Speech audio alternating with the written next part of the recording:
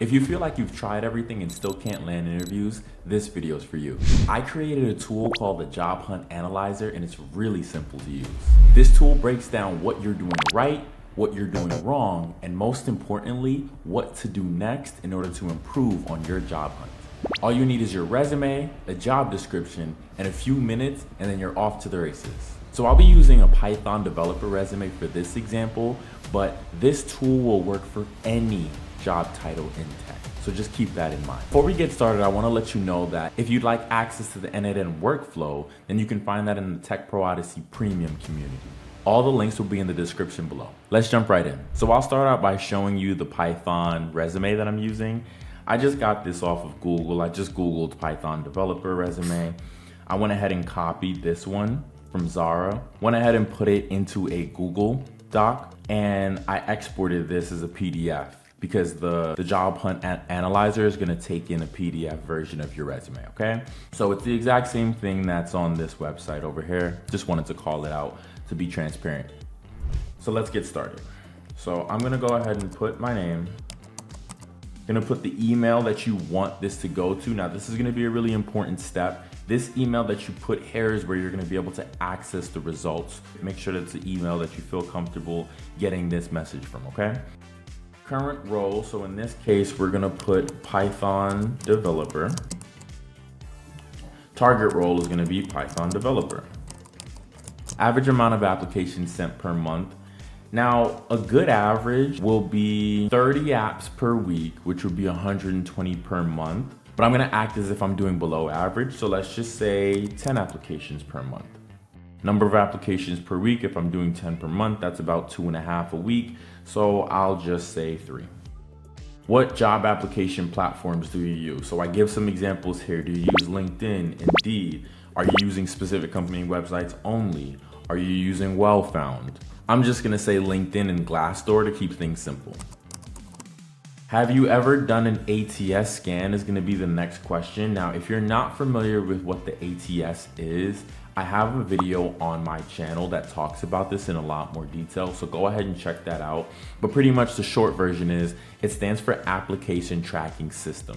And it's really, really important because this is where your resume goes before it even touches a human. Most companies, because they're getting hundreds and thousands of applications, it's impossible for humans to filter through all of them. So they put an ATS filter as a front line of defense to filter out the best candidates, okay? So you wanna make sure that you're doing this ATS check at least at the beginning of your job hunt.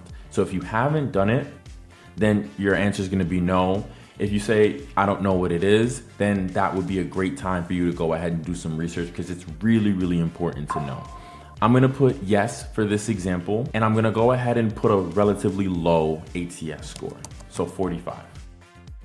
Number of recruiters contacted in the month. Now you wanna make sure in your job hunt, you're reaching out to, I'd say 5 recruiters per week, something along those lines. Really and truly, you want every single time you're sending out an application, you're reaching out to 2 to 5 recruiters for that specific company. But on a low end, 5 recruiters per week. Most people aren't doing this, so I'm just gonna be a little bit more realistic here and say 4 recruiters in the last month. Now, networking activities. If you really, really want to stand out, you want to make sure that you're going to networking events, whether that's virtual or in person. If you're not doing that, I go through it in another video on my channel. But let's just say all that you do is interact with LinkedIn posts, and maybe you're sending out cold emails after you've applied.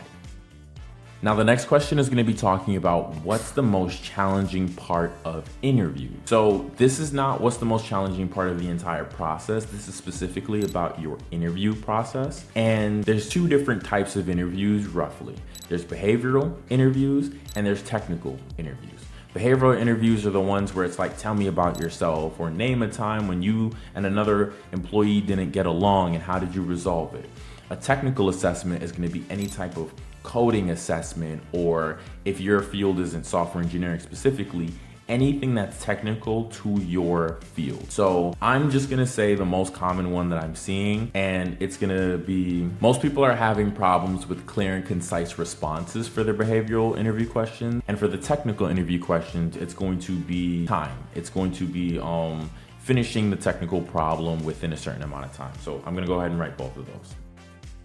Okay, and the next question is gonna be weekly hours of interview prep. So if you're in this process, one of the things that you wanna set some time aside for is making sure that you're doing your interview prep. So once again, that's both behavioral and technical. So let's say you're spending 4 hours a week, 2 hours on behavioral, 2 hours on technical. Now the next question is gonna be interview prep activities. So this is gonna be how you're practicing for these interviews. Are you practicing in the mirror? Are you practicing with mock interviews? Are you studying on YouTube? Are you using frameworks? How exactly are you practicing this? So I'm just gonna go ahead and say mock interviews. The next question is gonna be, what is the biggest struggle during your job hunt? So this is gonna be more of the generic one. What do you think that's really holding you back from getting to the next step in your job hunt? A lot of people that I talk to, the thing that's holding them back is their resume. They're not getting interviews, which usually means that their resume is not where it needs to be. So I'm just gonna go ahead and put resume quality. Now, preferred industry, this is an optional field. I knew when I was coming out, I had finance background, so I wanted to do some type of fintech. Some people might wanna work for a startup. Some people might wanna work for the health industry. Some people might wanna work in cyber. It just depends on the type of culture that you're going for and the type of experience you already have. In my example, I'm just gonna go ahead and put finance. Okay, so certificates, you're gonna wanna put anything that you have, whether it's a boot camp certificate, AWS, PMP, any type of security certificates. This is where you're gonna go ahead and list these out. So I have the AWS Cloud Practitioner certificate, so I'm gonna go ahead and put that. The next question is gonna be your interview confidence. So when you get into that technical or behavioral interview, how confident are you? Are you extremely confident? You just need more interviews, and once you get more interviews, you'll ace it?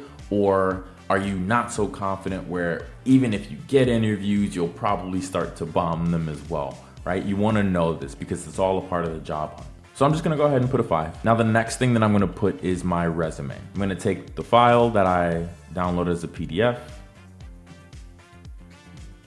upload that.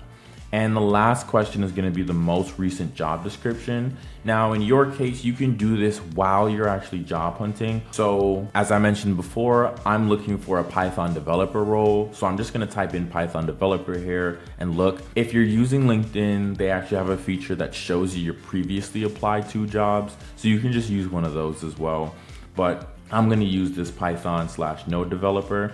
Now, I wanna call this out. I wouldn't actually apply to this because this was posted 6 days ago and it was a repost and there's over 100 applicants.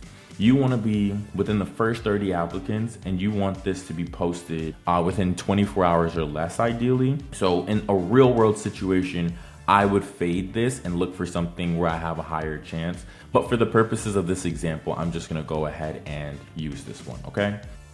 So I'll just copy everything from about the job all the way down to the end, and I'll go ahead and paste that in, and it's that simple.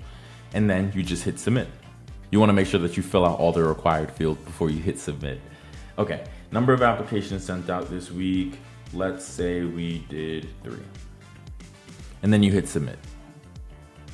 Form submitted response, you're gonna wait about 1 to 3 minutes, and you're gonna go to the email that you put.